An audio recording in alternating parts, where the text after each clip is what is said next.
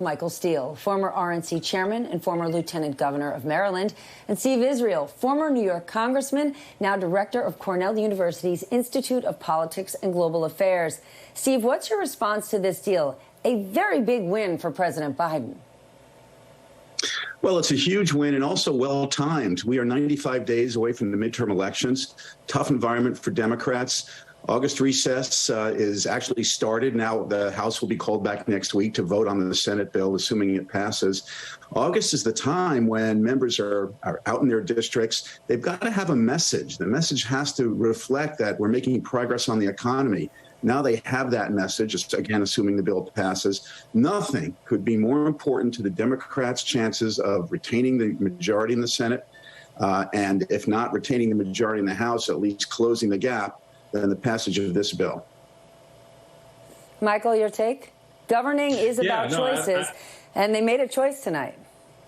They did. And look, it was a great effort. I'm sure there was a lot of face time between Sinema and Manchin to carve out what was necessary to get this done. It is a big deal this close to the election. The Republicans now are going to have to find another layer of messaging to go to the country with. Is not enough to say, oh, you know, they want to raise your taxes, they want to do all these bad things, because in this deal are some things that a lot of Americans want to see happen.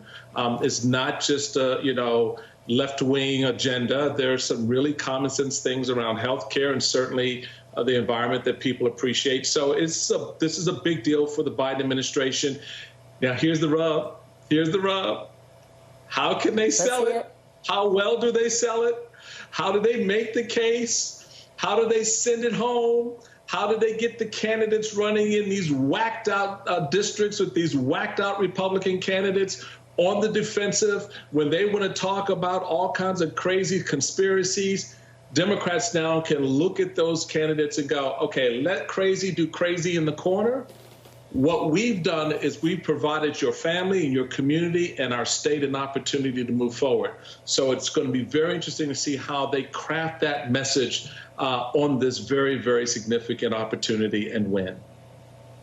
Steve, Joe Manchin is often the target of a lot of anger from other Democrats around the country, but getting something like this through, leading it, the fact that Joe Manchin, a wildly unpopular guy among a lot of his colleagues, who represents, as a Democrat, the reddest of red states, might he be, just the secret weapon for Democrats in the end? Well, look, I know Joe Manchin well. I served with him. He's a friend, full disclosure. Not only with Joe Manchin, but with so many members of Congress, it ain't over till it's over. And you are only as unpopular as it takes to do something like Joe Manchin did and Senator Sinema to make you popular again. Most people knew that when reconciliation was pronounced dead, that the obituary was premature, that there was still time to get this done, that there would be extra innings. Now that we are, and the time frame for that was really where we are now. Democrats could not afford to go home in August without messaging, to Michael's point.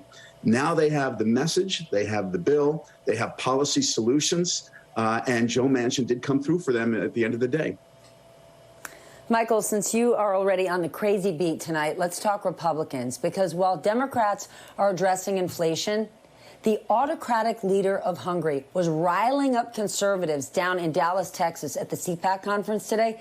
Here's a bit, and it pains me to even air him speaking, but a bit of what he had to say. Politics, my friend, are not enough. This war is a culture war. The globalists can all go to hell. I have come to Texas.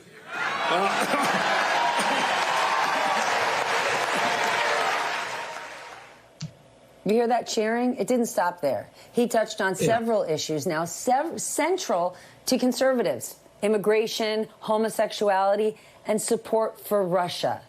They can't possibly say, who was this guy? Didn't know him. There he was in Dallas getting cheered on. Is this who the Republican Party is today? Yes. Yeah, I think we just need to stop beating around the bush and understand what our reality is here. When a lot of people want to do a one-off and say, well, it's CPAC, and CPAC has kind of always been a little bit quirky. CPAC launched the opportunity. Okay, hold on. People can just get around that. Oh, they're just quirky? Yes. Yes, come on. You've heard that. I mean, people say that stuff all the time. That's how they do the one-off on CPAC. Oh, they're the young Republicans, and they're kind of spitfire, and they're a little bit of this, a little bit that. But that was not always the case.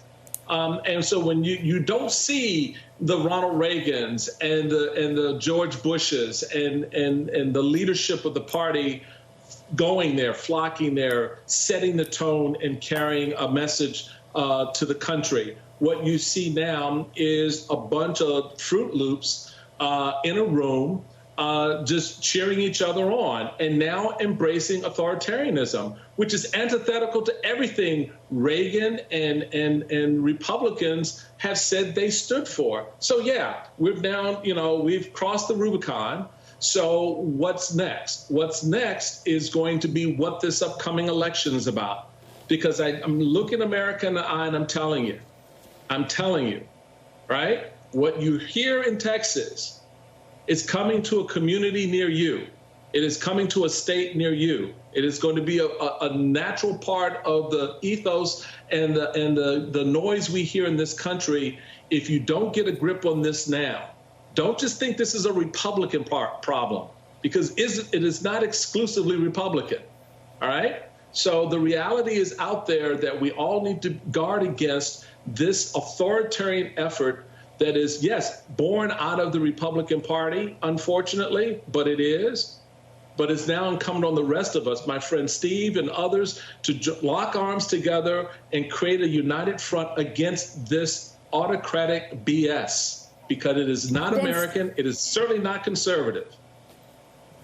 Then, Steve, you ran the DCCC. How do Democrats sound the alarm and message against this? The average American doesn't know who Orban is. They might not even know anything about CPAC. But to Michael's point, this conversation, these politics, they're coming to a community near you.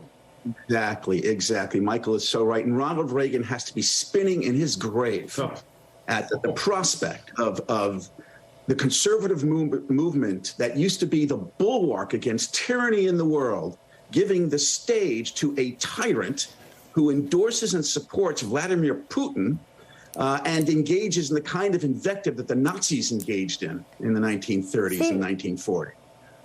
My producer is yelling that we have to go, but I can't. I have to interrupt you. This argument, Ronald Reagan must be spinning in his grave. Baloney. There are Republicans in Congress right now saying nothing. What is Mitt Romney saying about this? Absolutely nothing. What is former President George W. Bush saying about this? Absolutely nothing. So hearing this, like Ronald Reagan would be devastated. Where are the living, breathing Republicans today who subscribe to Ronald Reagan politics warning this country? You can Liz Cheney and maybe 8 others. Yeah. What he said. What he said. Yeah. All right. That's about right. What he said. Mitt Romney, I'm looking at you. Michael Steele, Steve Israel, thank you for joining tonight.